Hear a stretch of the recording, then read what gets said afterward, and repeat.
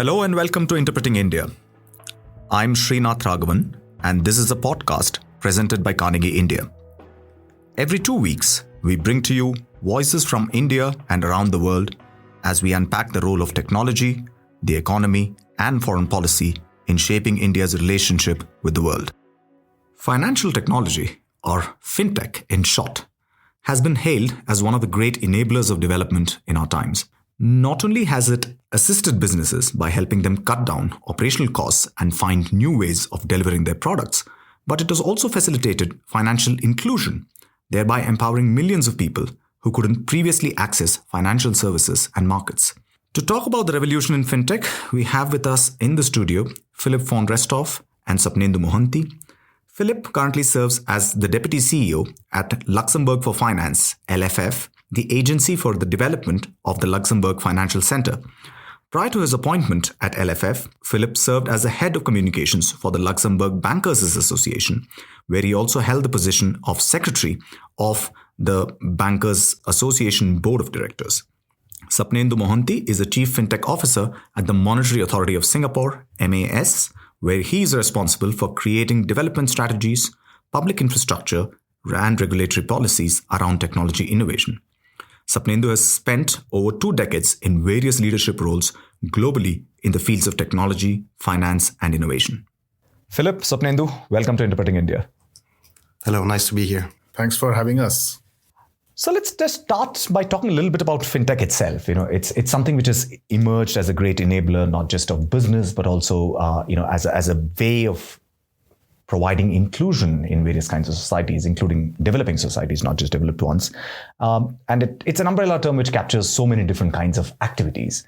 I was wondering if you could get us started off by talking a little bit about what do you think are the recent and most interesting trends in the field? Philip, do you want to start? So coming out of Luxembourg, where we are very strong in payment system and where we have a lot of the fintech actors, the major fintech actors like Rakuten, Amazon Pay, etc. This is obviously one of the major sectors within the fintech industry, which is thriving in Luxembourg. On a more broader sense, we do believe that fintech is a key driver in the financial industry, and it will change the nature of finance itself. And we very much believe that in 5 to 10 years, the financial industry will have another phase, will have other processes, and will move towards a movement which we call platformization, where people can look up financial instruments, can compare them, have all the transparent information they need to make an informed choice. So we believe that fintech is a key changer in the industry. From a Singapore perspective, I think the way I look at the whole fintech space is in a timeline. Before 2015 or after post-global financial crisis, it was a very Western American story of tech companies solving financial need when banks withdrew from the space post-global financial crisis. Then it became an inclusion story, the Kenya story, the India Aadhaar story. And after that, from 2015 onwards, there's a Singapore story. And the Singapore story behind fintech was around how do we take all this remarkable technology, scaled up, delivering solution at a cost point which is interesting and quite attractive for even a developed economy, and see how we can apply that to all asset class. So I use the word asset class because as a regulator, that's the word we use. That can I take all this technology, all this innovation, apply to banks, to the insurance companies, to the asset managers, and see whether we can redefine some of the cost structure behind this financial services. And that will enable a new kind of financial architecture, which I think will be more relevant to the millennials coming to be part of the new financial sector from a consumer standpoint.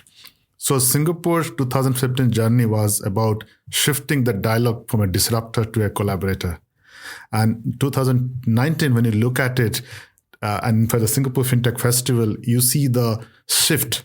And I use the word that fintechs are helping unbanked banks, the banks who don't have good technology, to be able to now bank better and compete against the sector they didn't serve earlier. So that's the shift we see. And I think that's where fintech is going to be the most expanded in terms of scope and more impactful. But is fintech also changing the nature of banking itself as an enterprise? It definitely, from if you look from a regulator perspective, if you look at what regulators really worry is that are this fintech creating systemic risk or opportunities?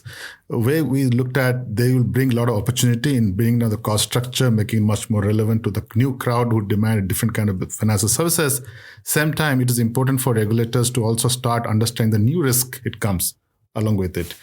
How they use cloud computing, how they use APIs, how they do outsourcings. So these are the new emerging risks which regulators have to start thinking about as they bring the fintech to the fold of the new architecture of financial services. And is much of this regulatory frameworks, are they being developed nationally? Is there an international dimension to it? I mean, we know after the financial crisis, but also before, the Bank of International Settlements, for instance, took a lead role in, recalibrating global financial services and ensuring precisely about how do we, mitigate against certain kinds of risks and prepare for other kinds of eventualities. Is something similar happening with the fintech space?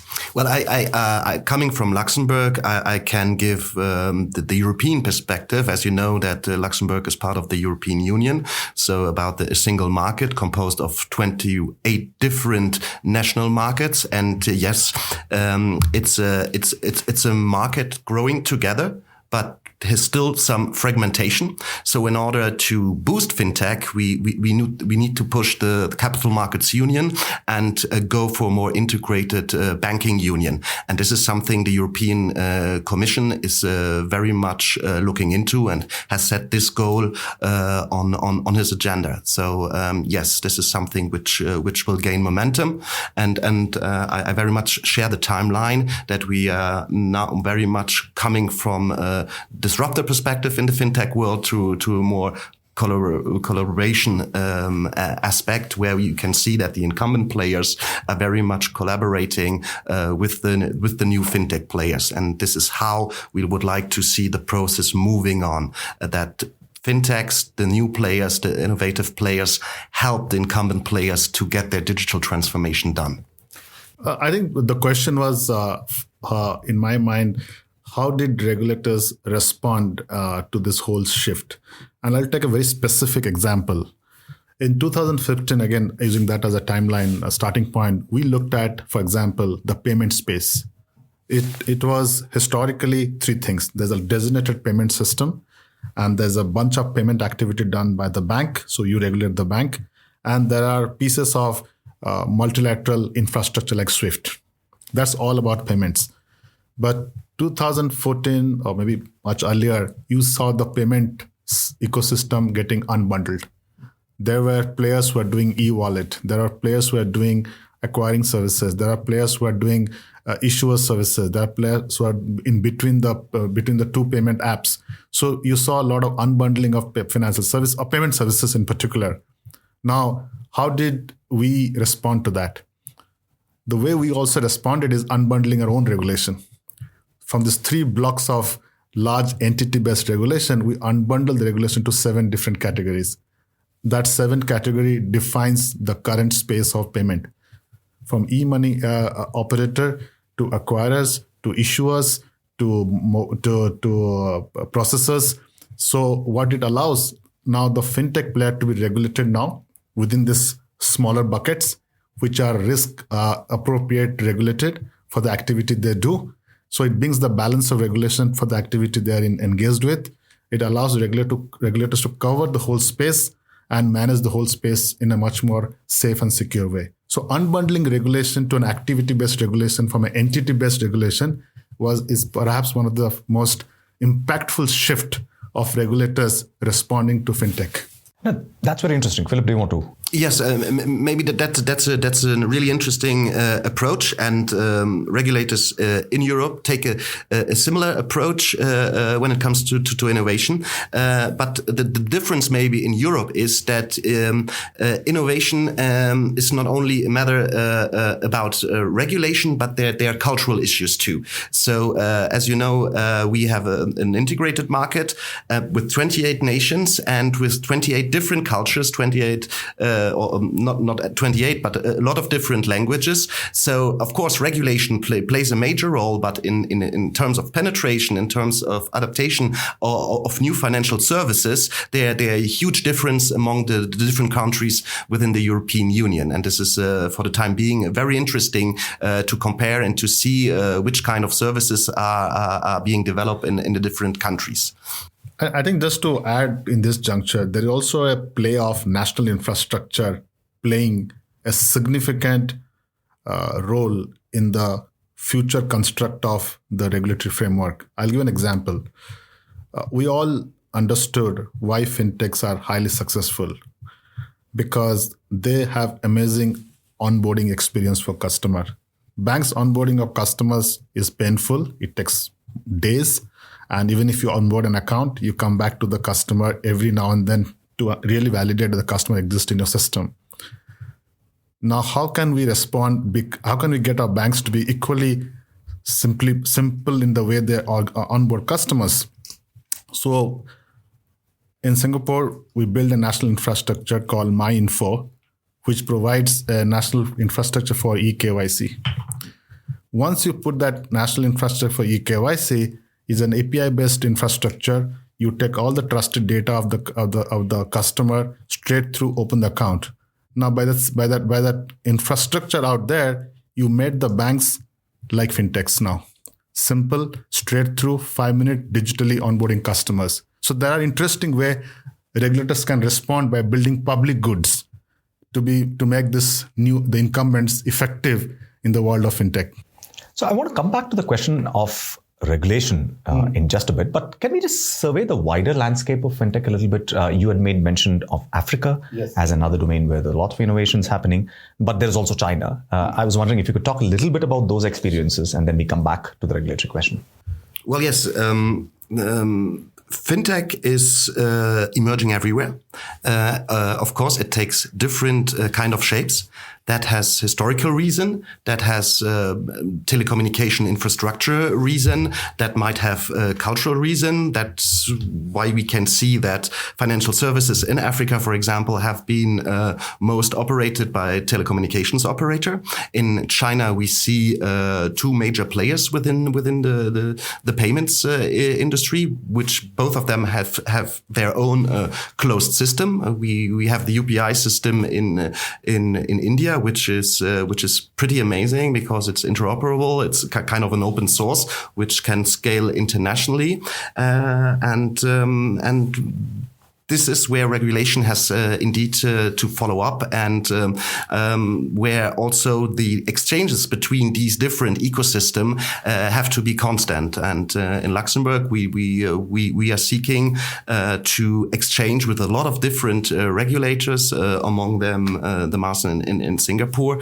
to understand and to find move towards a common framework. And I'm also very glad, and I read a lot from the Bank of International Settlements with this the central banks of the central banks and regulators, and they are gaining momentum now on trying to set up this kind of framework.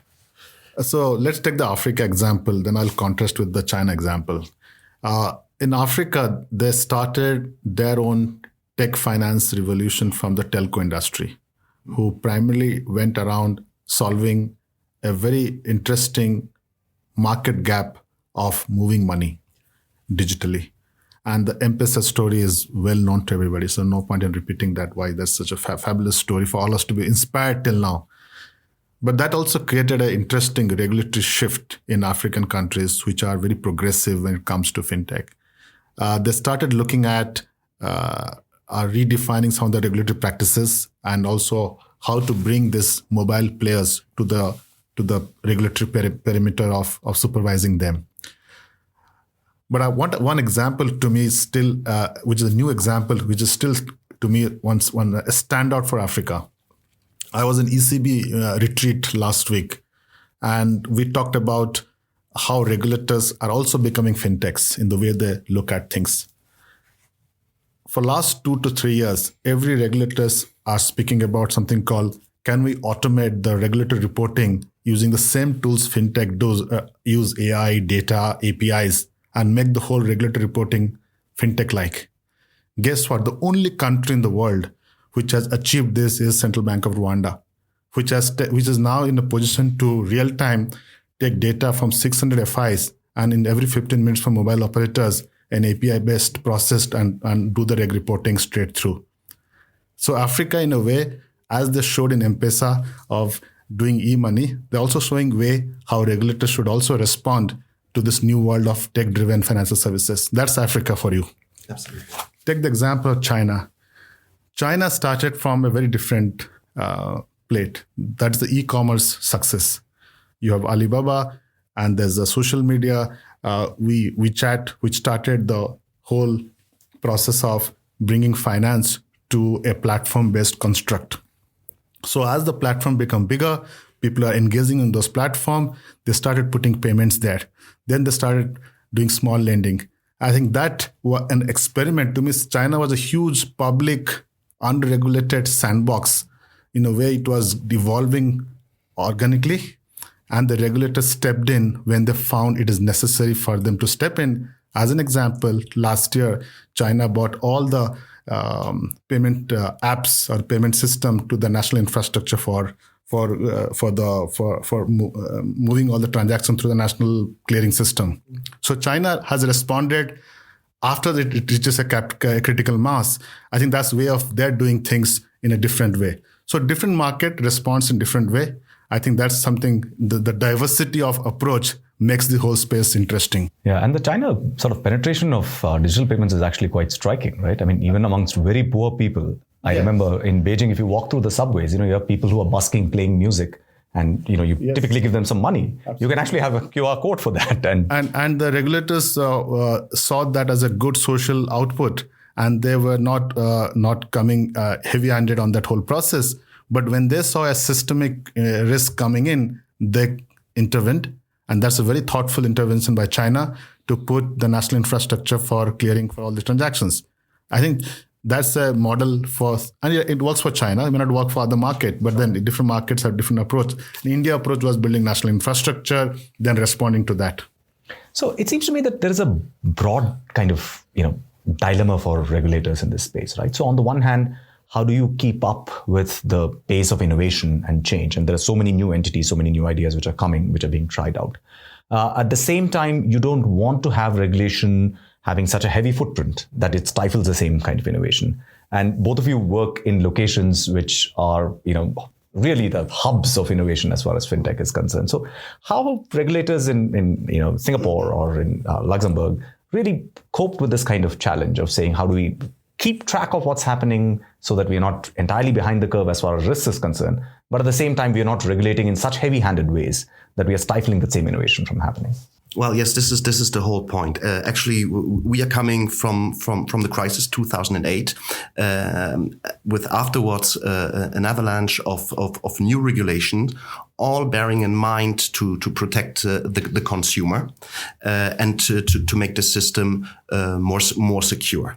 And in parallel, we had this growing fintech innovation market, and it was a real challenge for the regulators to strike the right balance.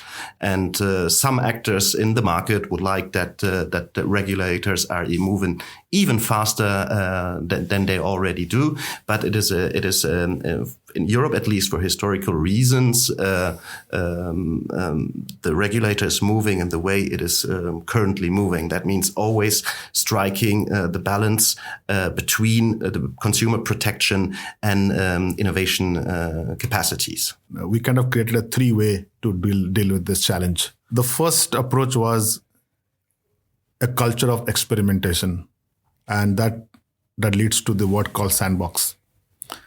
The second approach was things where there's no need for regulatory intervention, but there's a need for regulators to understand new technology, a public infrastructure for experiments.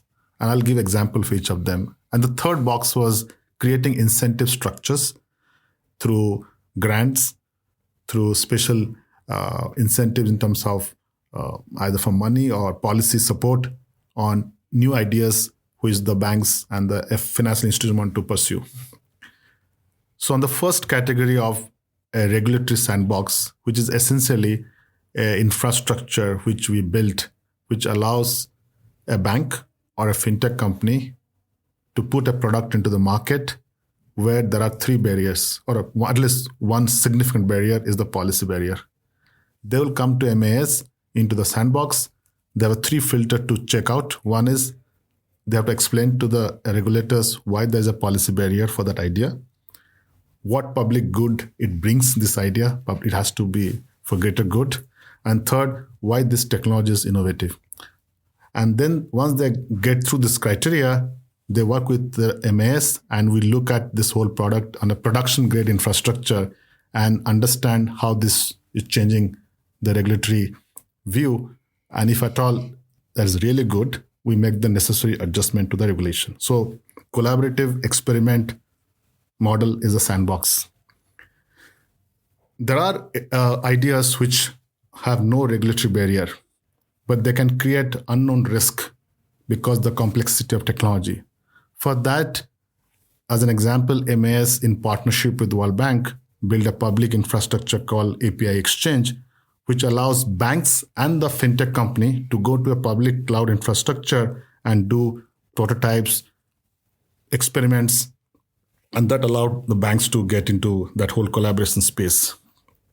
And the third one, things like very futuristic. Can we move the payment infrastructure to a blockchain-based system? As an example, MAS with 15 banks, global banks, created a program called Project Ubin, which looked at a 5-phase program of applying payment system onto blockchain using digitized national currency, both domestic and cross-border, for settling against cash or settling against securities. And that program runs for multi-year and allows regulators to understand what they can anticipate in future.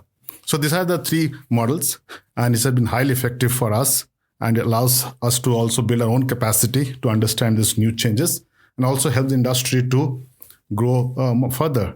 And just in a lighter vein, one of the challenges in the fintech world is that they don't get a lot of, especially the business to business fintech, they don't get a lot of investors seed money.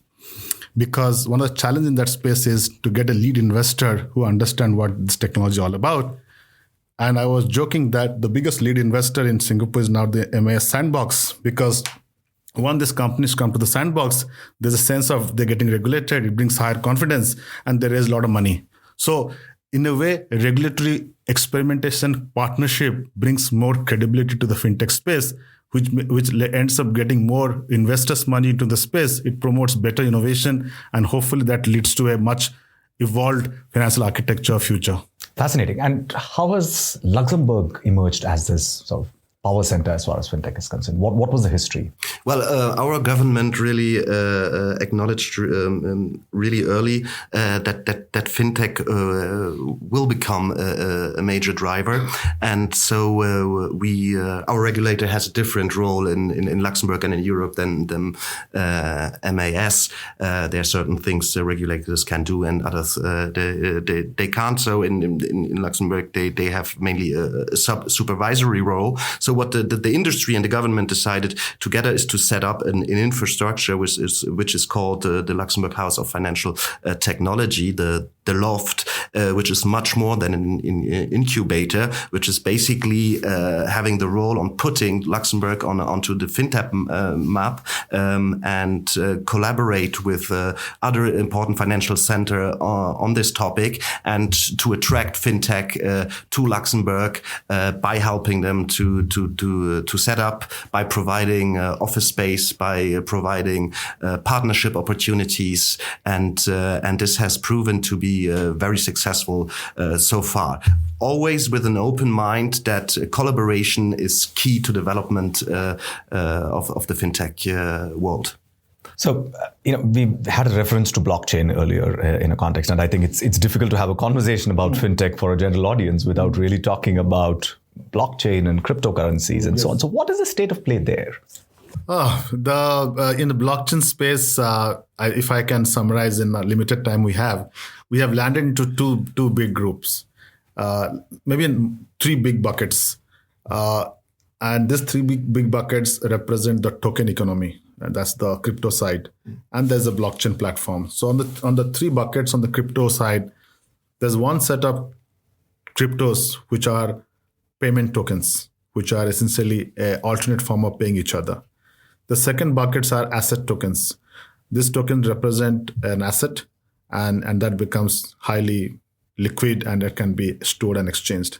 And the third buckets are tokens which represent securities or as an alternate way to have ownership on a company. If you take the first bucket, I think can get as interesting as Libra. I think regulators are dealing with that, saying that get into the space of regulation, do your money laundering KYC proper. Maybe there's a chance to look at it. We'll see. Still out there, only country in the world which has issued a national digital currency in a token form is Cambodia. Rest are still evolving. In that space, most countries have agreed, at least most regulators are agreeing that there's a space and a play for wholesale digital currency because it allows cross-border settlement far more efficient. So there is a play there that can get into production state in a couple of years' time. On the second bucket, asset tokenization, I think most regulators have taken a position. There's nothing to regulate there.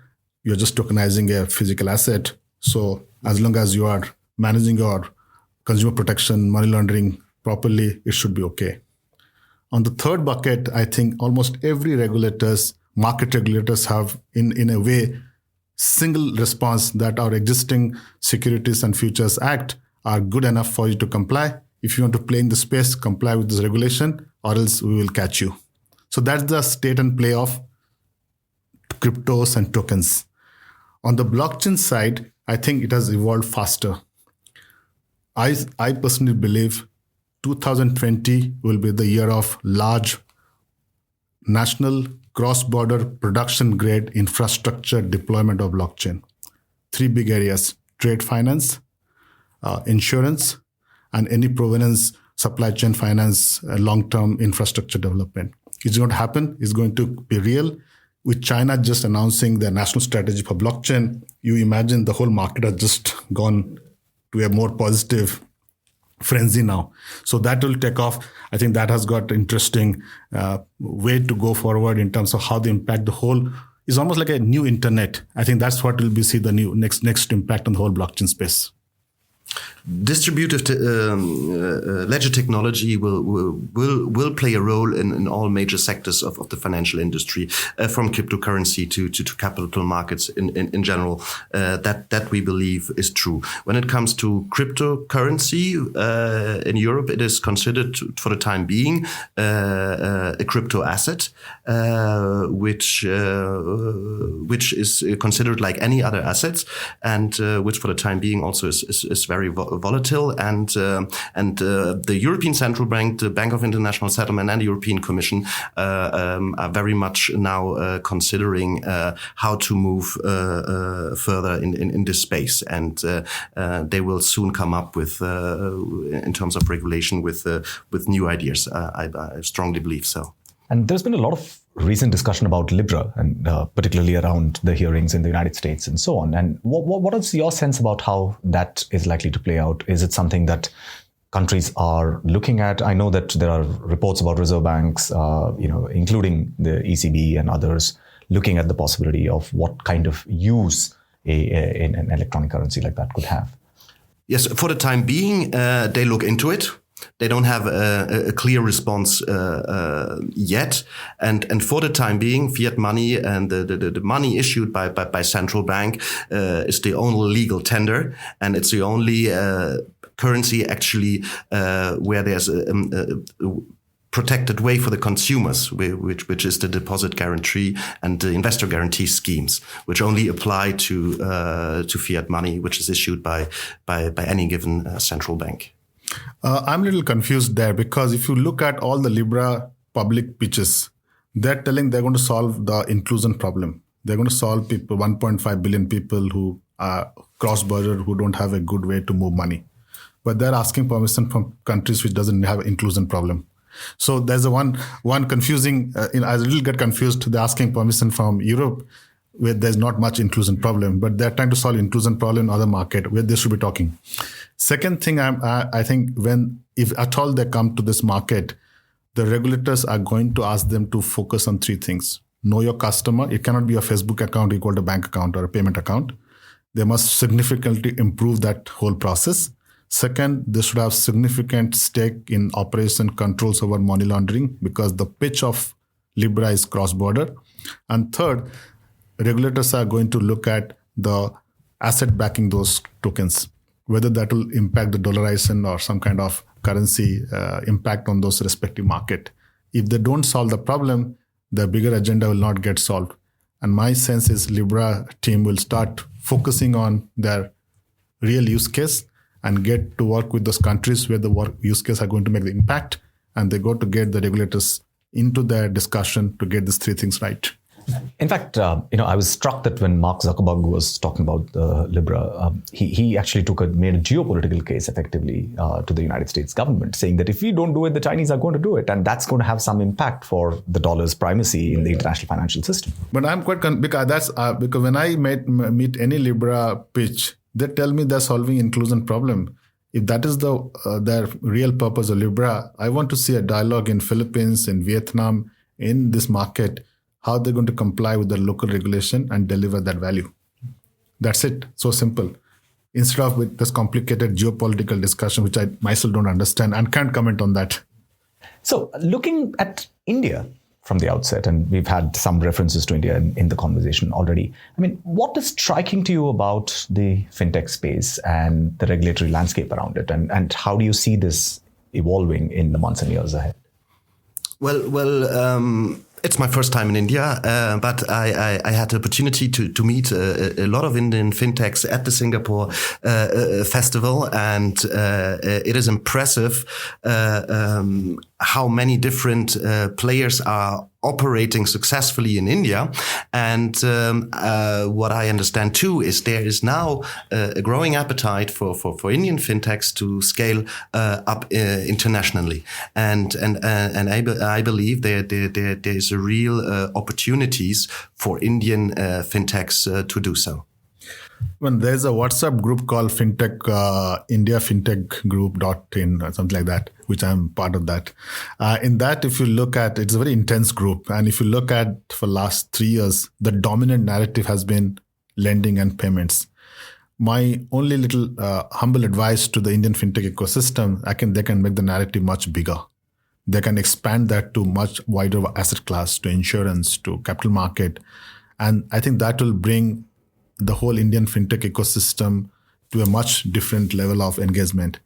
Getting stuck in this two narrative, sometimes it is great, but also can be highly distracting because it kind of dilutes the whole purpose of re-architecting the whole financial sector end to end. I think that's where I think India has to think, but India has always been inspiration for all of us, especially the national infrastructure like Aadhaar and the subsequent response by the fintech company in exploiting this infrastructure to provide a better financial services. And let's hope some people are listening. Yeah. India is too modest. I do agree.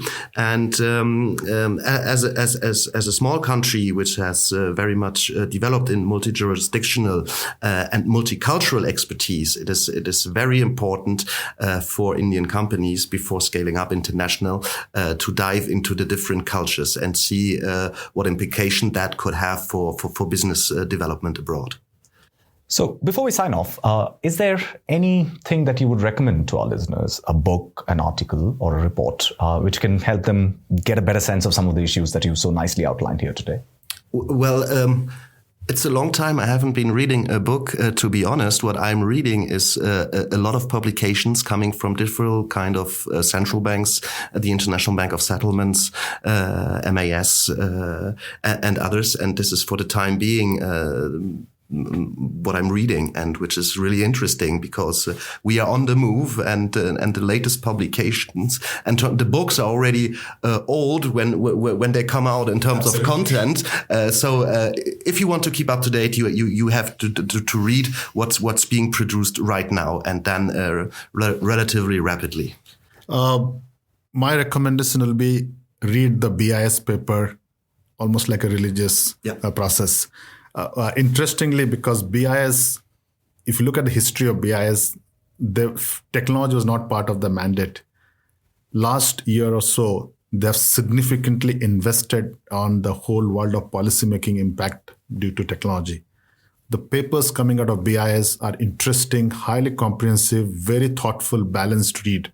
So I recommend to everybody who's following this space, read the BIS report. Further, BIS recently announced the setting up is unprecedented innovation hubs where they would experiment with new ideas, and they're setting up one lab in Zurich, one in Hong Kong, one in Singapore. And in Singapore, one especially for India, it'll be interesting because they're going to experiment on public goods and RegTech and SupTech as a focus area. That's on the papers. The book, I think, will influence on the choices we're going to make on the fintech is Raghuram Rajan's book on third pillar. I'm reading that book. I think the way he has painted to bring the community together in our own policy thinking is perhaps the right way to solve the future challenges we are going to face. Great. And we'll put up links on the show notes to BIS papers as well as Raghuram Rajan's book. Sopnendu, Philip, thanks so much for joining us today. Thank you. Thank you. Thanks for having us.